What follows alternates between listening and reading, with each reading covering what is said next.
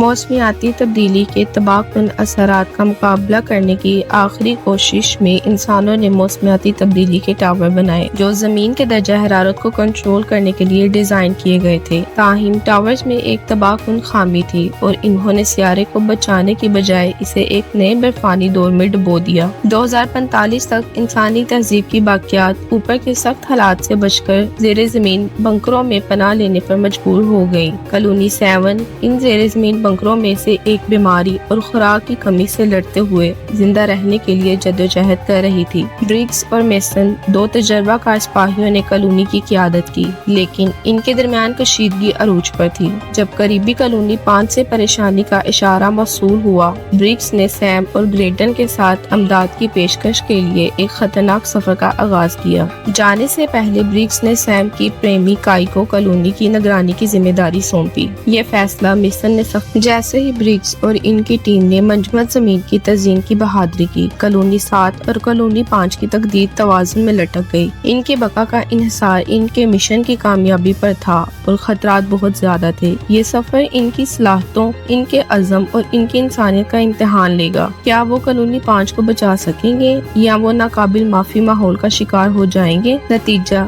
یقینی سے بہت دور تھا، کیونکہ وہ برف اور برف کے درمیان سے گزر رہے تھے، زندہ رہنے کے اپنے عزم کی وجہ سے۔ کالونی 5 پہنچنے پر بریگس، سیم اور گریڈن ایک خوفناک اور بھیانک منظر سے ملے۔ کالونی خون میں ڈوبی ہوئی تھی اور ایک خوفناک خاموشی ہوا میں لٹک رہی تھی۔ جب وہ احتیاط کے ساتھ ترک شدہ سہولت پر تشریف لے گئے تو وہ ایک بند دروازے سے ٹھوکر کھا گئے، جسے سیم نے بہت مہارت سے کھولا۔ اندر انہوں نے کالونی کا واحد زندہ بچ جانے والا لیلینڈ پایا۔ لیلینڈ نے ایک پیغام شیئر کیا جسے اسے ایک نامعلوم گروپ کی طرف سے موصول ہوا تھا، جس میں دعویٰ کیا گیا تھا کہ اس نے موسمی مشن کو ٹھیک کر دیا ہے، جس کی وجہ سے قریبی علاقے میں برف پگھل رہی ہے۔ گروپ نے نئی پگھلی ہوئی مٹی میں پودے لگانے کے لیے بیج لانے کے لیے خواہش مند ہر فرد کو امداد کی پیشکش کی۔ ممکنہ طور پر ایک نئی شروعات کی راہ ہموار کی۔ لیلینڈ نے ٹرانسمیشن کے ماخذ کے نکات کا انکشاف کیا، لیکن انہیں خبردار کیا کہ پچھلی مہم مقام تلاش کرنے میں ناکام رہی تھی۔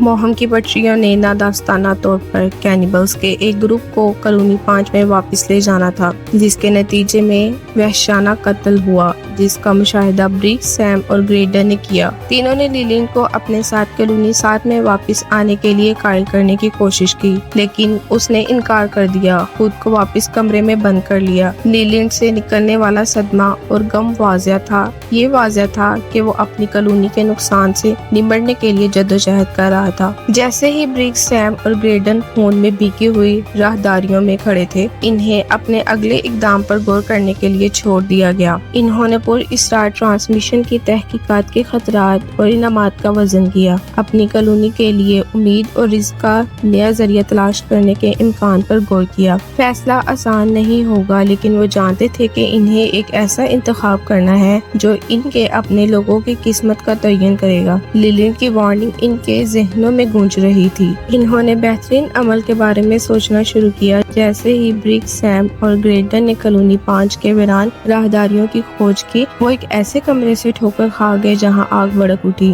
جس سے خلا میں ایک خوفناک چمک پھیل گئی۔ ان کے بدترین خوف کا احساس اس وقت ہوا جب انہوں نے ایک ہولناک منظر دیکھا۔ ایک انسانی کالونی کے ارکان کو بے دردی سے کاٹ رہا تھا، جبکہ دوسرے انسان باقیات کھانا کھا رہے تھے۔ تینوں کی جبلتوں نے انہیں فرار ہونے کے لیے چیخ ماری، لیکن بہت دیر ہو چکی تھی۔ گریڈن پر کینیبلز نے جان لیوا حملہ کیا اور بریگس اور سیم اپنی جانوں کے لیے لڑنے پر مجبور ہوئے۔ بھاگنے کی بے چین کوشش میں انہوں نے کالونی سے باہر سیڑھی چڑھائی۔ بریگس نے نیچے کینیبلز کو پھنسانے کے لیے ڈائنامائٹ کی چھڑی سے شافٹ کو تیز سے تباہ کیا۔ ایک لاوارث ہیلی کاپٹر میں پناہ ڈھونڈتے ہوئے انہوں نے اپنے تعاقب کرنے والوں سے جنگل سے بچنے کی امید میں رات گزاری۔ تاہم ان کی بحالی مختصر مدت تھی۔ وہ ان کینیبلز کی آواز پر بیدار ہوئے، جو برف میں اپنے قدموں کے نشانات کا سراغ لگاتے ہوئے موزانہ طور پر قبر زدہ کالونی 5 سے بچ نکلے تھے۔ بریگس نے گروپ کو ایک خستہ حال پل پر آمادہ کرنے اور اسے اڑانے کے لیے ڈائنامائٹ کا استعمال کرنے کا منصوبہ بنایا، جس سے ان کا تعاقب ہو گیا۔ لیکن جب ڈائنامائٹ کا فیوز نکل گیا، بریگس کو معلوم تھا کہ اسے تیزی سے کام کرنا ہے۔ بغیر کسی ہچکچاہٹ کے وہ فیوز کو دوبارہ چلانے کے لیے واپس بھاگا۔ اس عمل میں وہ خود کو کینیبلز کے لیے قربان کر چکا تھا۔ اپنی آخری سانس کے ساتھ اس نے فیوز کو چلایا اور پل پھٹ گیا، جس سے ایک بہت بڑا خلا پیدا ہو گیا جسے کینیبلز پار نہیں کر سکتے تھے۔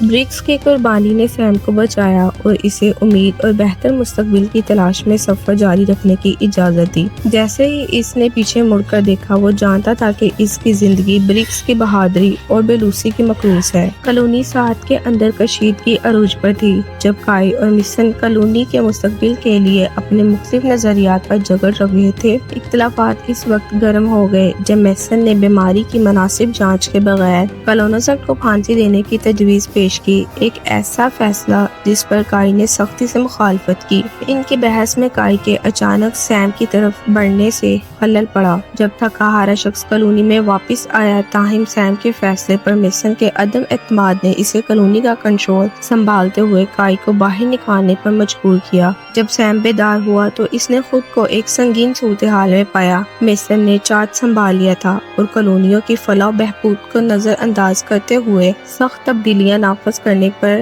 منصوبہ بنایا۔ سیم نے میسن کو قریب آنے والے کینیبلز اور ایک پگھلنے والے علاقے کے وجود کے بارے میں خبردار کیا جہاں وہ پناہ حاصل کر سکتے ہیں، تاہم میسن نے سیم کے دعووں کو مسترد کر دیا۔